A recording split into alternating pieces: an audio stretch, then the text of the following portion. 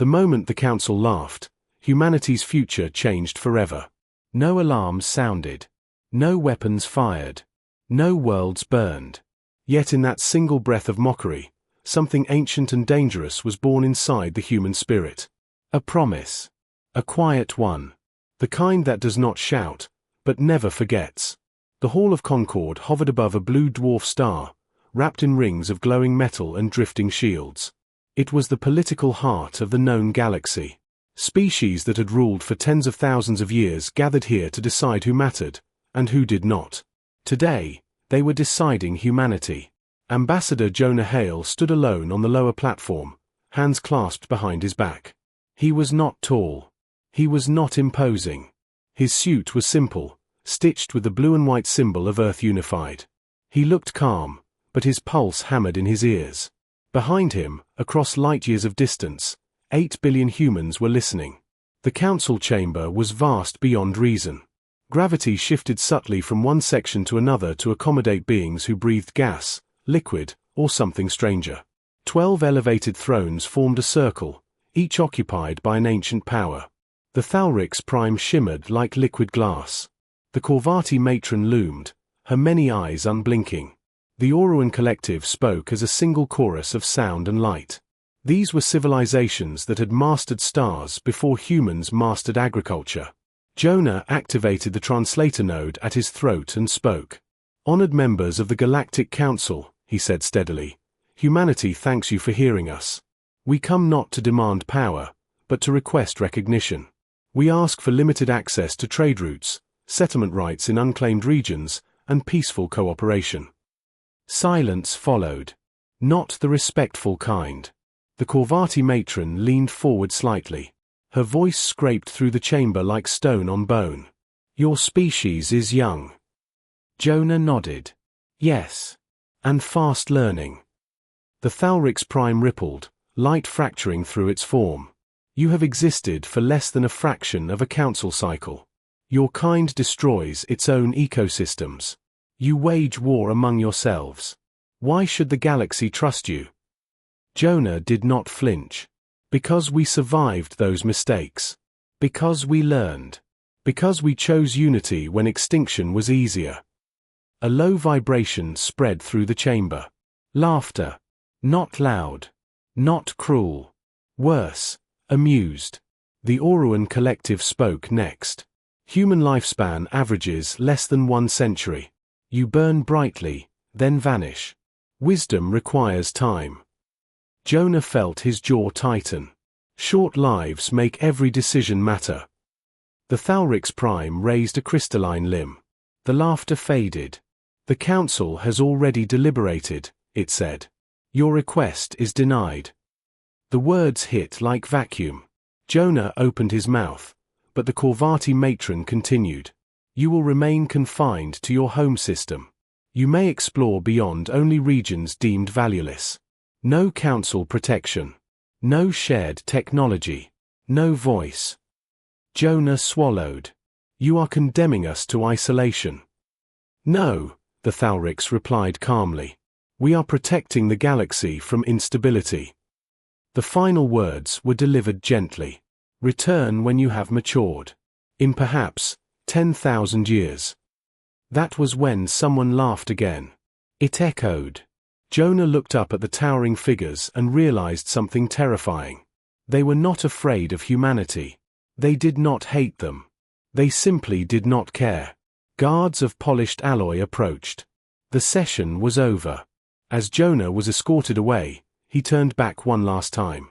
"We will remember this day," he said. The council did not respond. They did not think it mattered. The broadcast ended. On Earth, the reaction was not immediate fury. It was silence. Cities stopped buzzing. Factories slowed. Screens replayed the denial again and again. People watched the laughter on loop. Children asked why the aliens thought humans were weak. No one had a good answer. 3 days later, the United Earth Assembly convened in emergency session. The chamber was crowded, tense, and loud. Some leaders demanded restraint. "We must comply. Survival comes first." Others argued for secrecy. We hide. We prepare quietly. Then Director Amina Cade stepped forward. She had built disaster shelters on Mars. She had coordinated evacuations during solar flare collapses. She did not waste words. They gave us the outer rim, she said. The dead zones. The radiation fields. The regions they abandoned. She paused. So let's take them. The room erupted. Amina continued calmly. We were not rejected because we are weak. We were rejected because we are unpredictable. And that scares old empires. A map appeared behind her, dark, scattered with warning symbols. Unstable stars. Shattered planets. Regions marked, non viable. This is where they failed, she said. Which means it's where we learn. The vote was not unanimous. But it was decisive. Humanity would leave the comfort of its cradle and step into the dark. The Exodus initiative launched within a year. Hundreds of massive colony vessels were built, not sleek, not elegant, but modular, repairable, adaptable. Each ship carried engineers, farmers, scientists, teachers, and children. Not soldiers. Captain Rhea Solis stood on the bridge of the first vessel, Endurance Dawn, watching Earth shrink into a pale blue dot. Final checks complete, her navigator said. Rhea exhaled slowly. Then let's go build something impossible. The jump into the outer rim was violent. Radiation storms battered shields.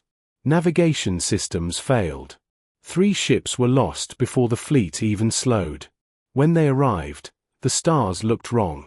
Dim, unstable, hostile.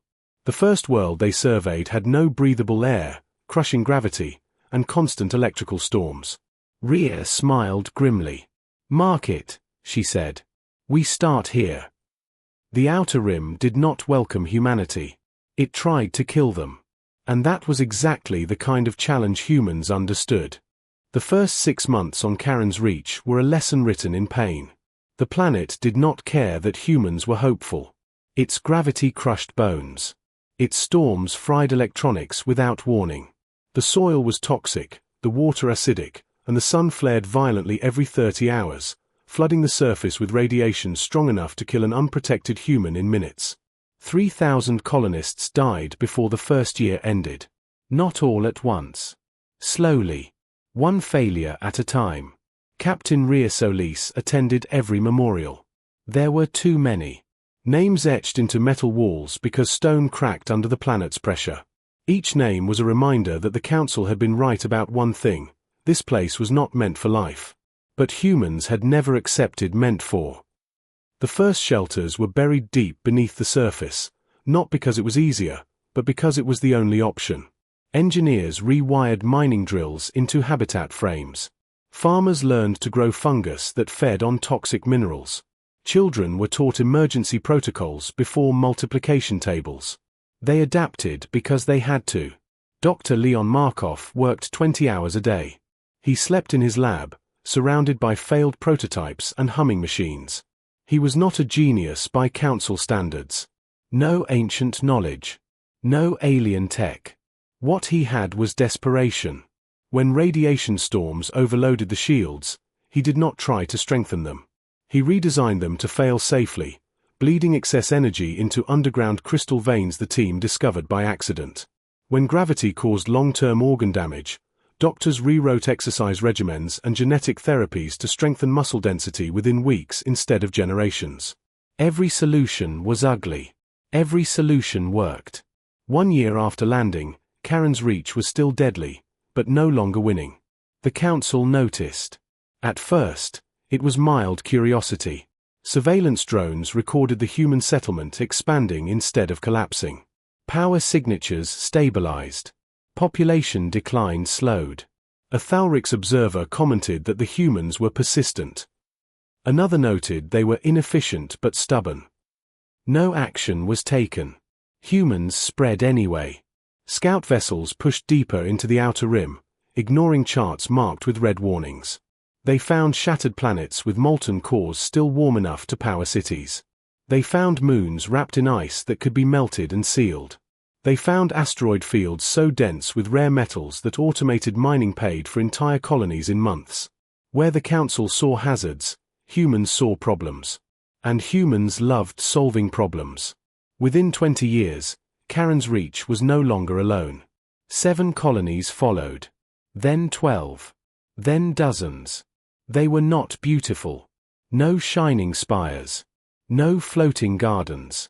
They were functional. Every colony was different because every world tried to kill them in a different way. Humans did not force one solution everywhere. They customized. They learned. They shared knowledge freely because hoarding it meant death. A generation grew up knowing only the outer rim. Children like Tamsin Vale. Tamsin was born under red emergency lights during a radiation storm. Her first lullaby was the hum of shield generators. By age 10, she could repair a life support valve faster than most adults. By 16, she was piloting supply skimmers through debris fields that would terrify trained military pilots. Fear was a luxury the outer rim did not allow. When Tamsin looked at the stars, she did not see beauty. She saw distance. And distance meant freedom. Back in council space, debates grew louder. The humans are expanding faster than projections, the Corvati matron warned. They have no warships, replied another member. No fleets. No council alliances. They are building infrastructure, the Auruan collective observed. Industry. Logistics. Still irrelevant, said the Thalrix Prime. They remain confined to valueless regions. That word again. Valueless. The Council did not understand what humans were doing differently. They assumed survival meant comfort. Humans knew survival meant momentum. Then the accident happened.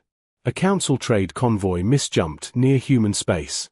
Its navigation core malfunctioned, throwing it directly into a dense debris corridor near the colony world Ashfall. 3 massive alien vessels lost power and drifted. Human sensors picked them up immediately. Captain Rhea Solis was older now, her hair threaded with grey, but her posture still iron. Options, she asked. We could ignore them, an officer said. They're Council. Not our problem. Silence filled the bridge. Rhea remembered the laughter in the Hall of Concord. She remembered the word valueless. Prepare rescue teams, she said. The operation was dangerous. Radiation storms raged. Hulls were unstable. 1 human pilot died pulling an alien vessel free. When the survivors were brought aboard a human station, they expected detention.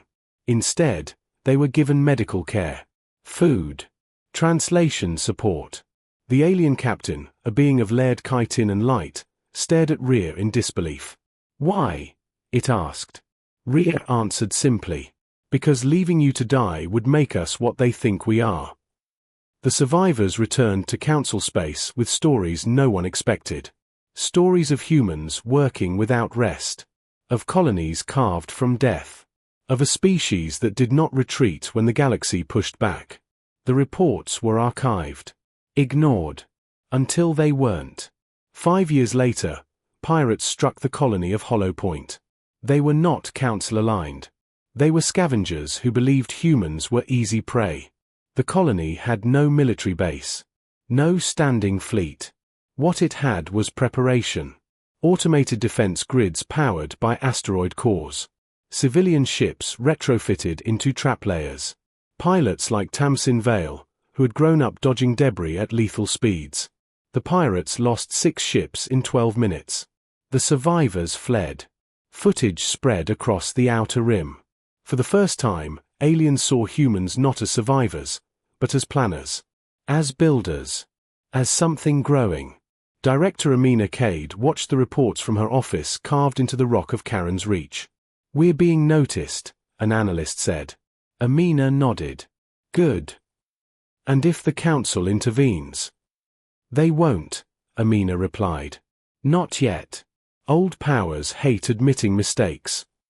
She looked at the map of human space, no longer scattered, but connected. We don't need their permission anymore. Far beyond the colonies, council sensors detected something new. A human-built station unlike any before it. Massive. Mobile. Industrial. A hub. A statement. The outer rim was no longer empty.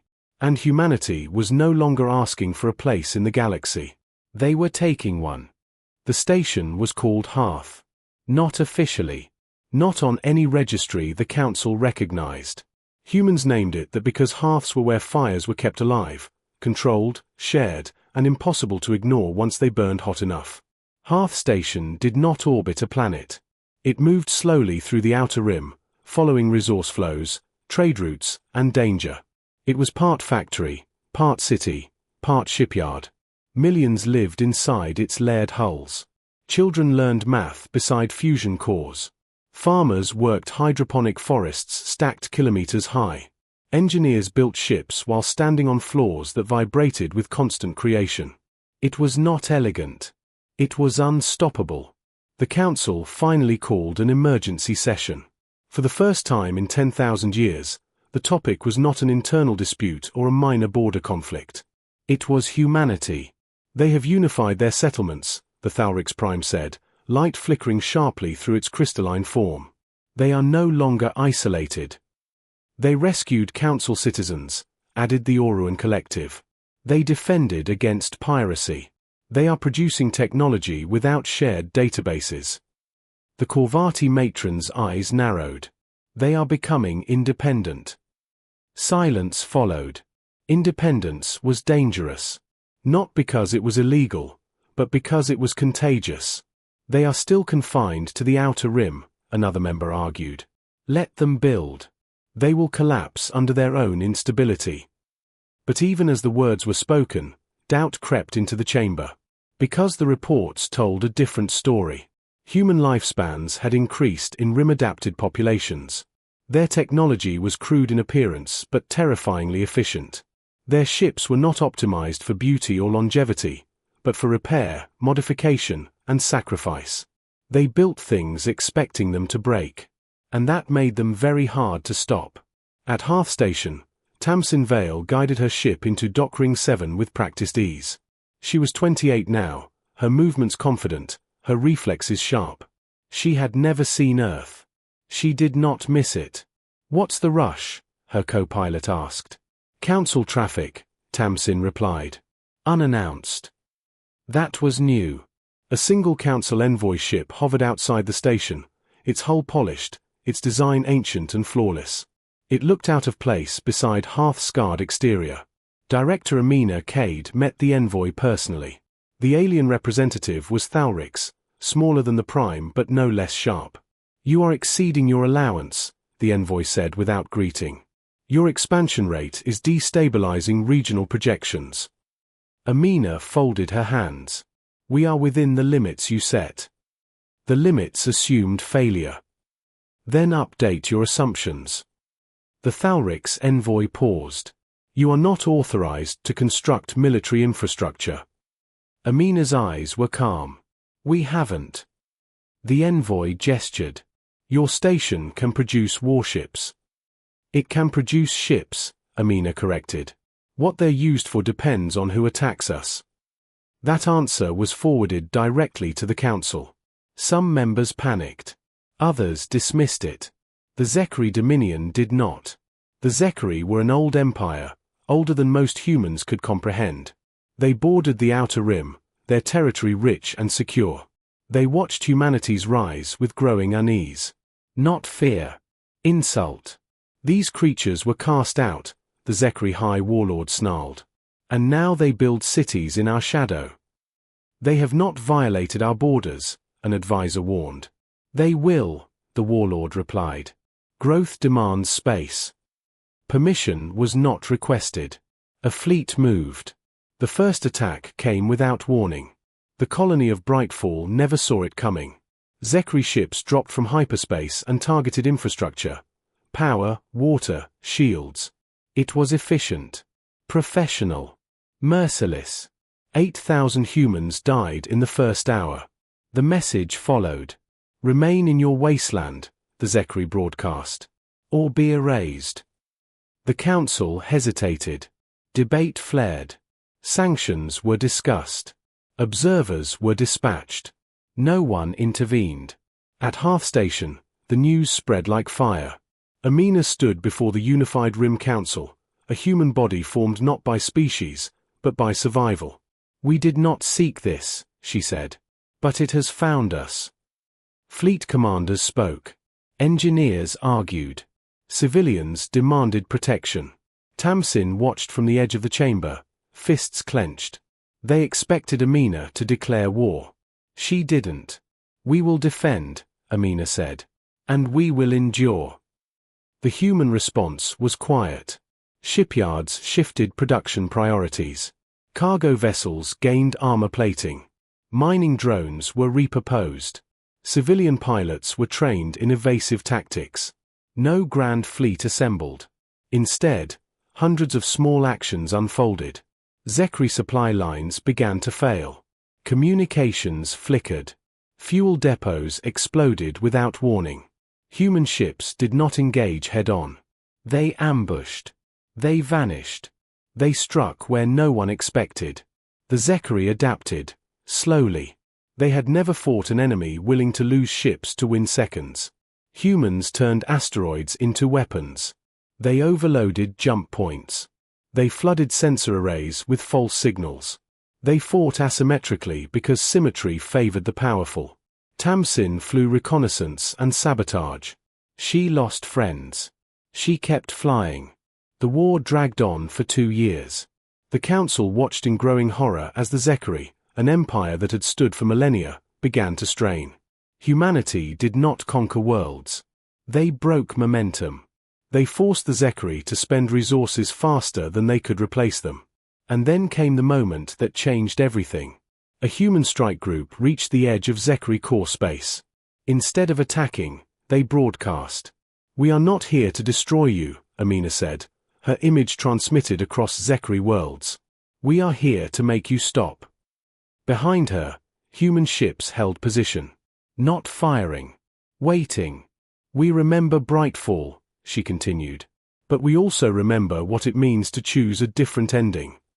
The Zekri expected annihilation. They received an offer. Withdrawal. Reparations. A demilitarized border. The High Warlord refused. Until his own people began to starve.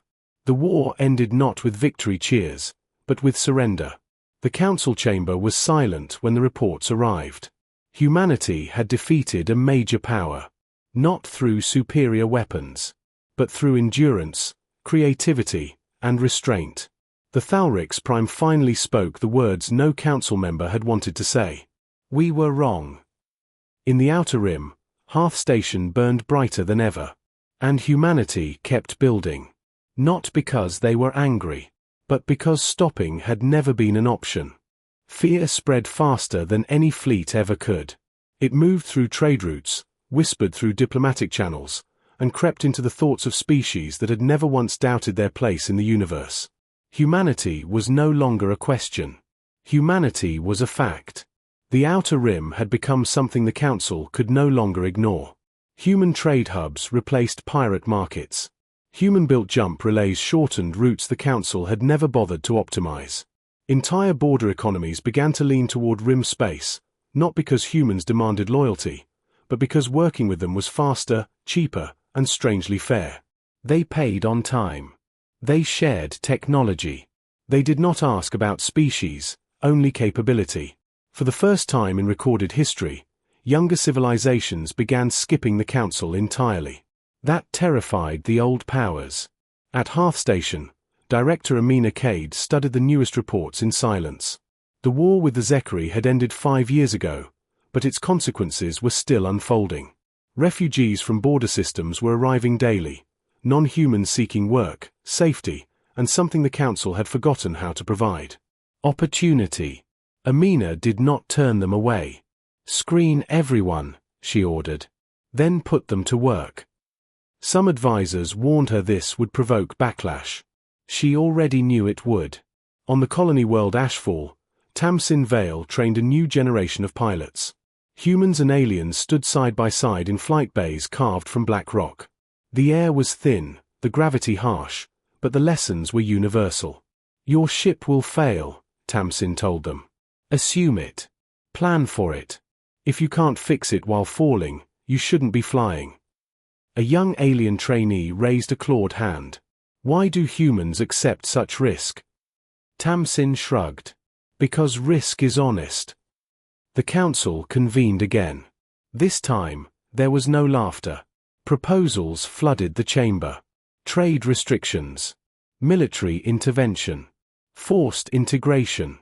Some even suggested extermination before it was too late. The Corvati matron crushed that idea immediately.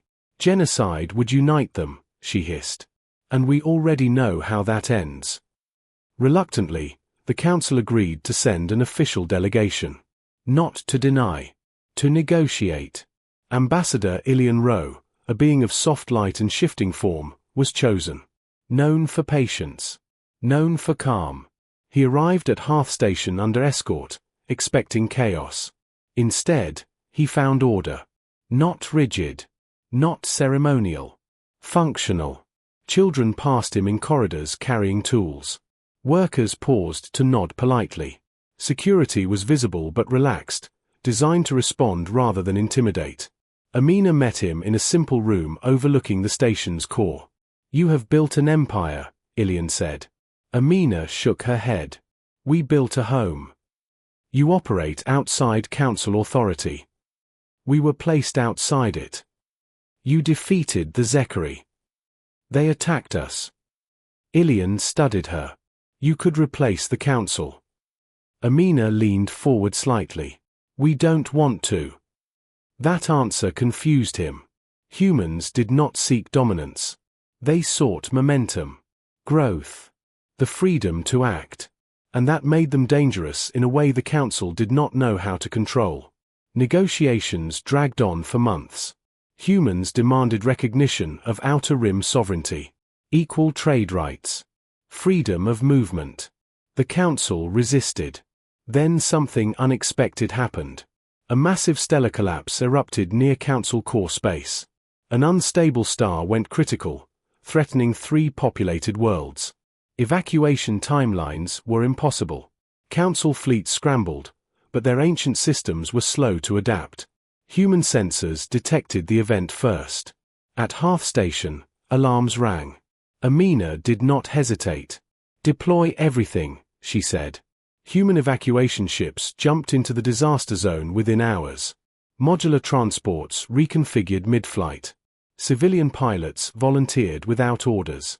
Tamsin Vale was among the first wave. The radiation was lethal. The gravity unstable. Human ships burned, patched, burned again. They kept going. Over 12 million lives were evacuated. Human crews did not ask who deserved saving. They just moved faster. When the star finally collapsed, it did so into empty space. Council worlds were spared. The galaxy watched. The council chamber fell silent as the final numbers were reported. Human casualties. High. Human complaints. None. Ambassador Ilian returned to the chamber and spoke the truth no one else would. They are not replacing us, he said. They are doing what we stopped doing long ago. The vote followed. Recognition passed by the smallest margin in council history. The United Human Territories were granted official status. Outer Rim sovereignty was acknowledged. Trade corridors opened. The announcement echoed across the galaxy. On Hearth Station, people celebrated quietly. No grand parades. No declarations of victory. Just relief. Tamsin stood in a docking bay watching ships come and go. So that's it? Her co-pilot asked. We're accepted. Tamsin smiled faintly. We were accepted the moment we stopped asking. Amina addressed humanity later that cycle. They once called this place worthless, she said. They once laughed at us. Her voice carried across stations and worlds. We did not answer with hatred. We answered with creation. The council watched her speech in uneasy silence. They finally understood. Humanity was not dangerous because it fought. Humanity was dangerous because it endured. And endurance, once proven, could not be undone. In the Outer Rim, new stars were charted. New colonies founded. New lives born. Humanity did not slow down. They never had. 200 years after humanity was dismissed as insignificant, the galaxy no longer measured time the same way. Not because humans demanded it, but because human infrastructure made it practical. Trade routes synchronized to human jump relays. Emergency response protocols copied human models. Even council data networks quietly integrated human adaptive algorithms because they worked better under stress. The outer rim was no longer the edge. It was the engine. High Chancellor Lyra Mendel stood on the balcony of Horizon Spire, looking out over a sky filled with traffic. Thousands of ships moved in ordered chaos, human, alien, hybrid designs inspired by both. Beneath her feet was New Charon, once a death world, now a thriving planet of oceans, cities, and green belts engineered by generations who refused to give up. Lyra was human, but her cabinet was not. A Korvati economist. An Oruan systems architect.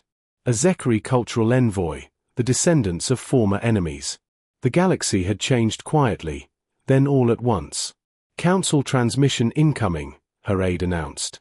Lyra nodded. Put it through. The image that formed was familiar but altered. The Grand Council chamber still existed, but it felt smaller now. The ancient thrones remained, yet many were empty. Some species had faded. Others had joined the wider galactic community humanity helped stabilize.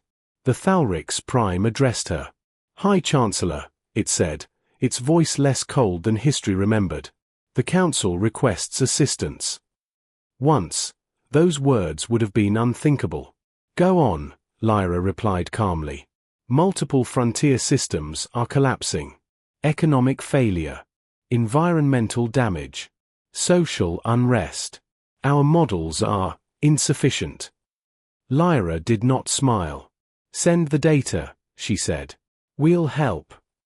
After the transmission ended, a young advisor hesitated. They dismissed us. Is it wise to keep saving them? Lyra turned toward the stars. They taught us what happens when power forgets responsibility, she said. We won't repeat that mistake.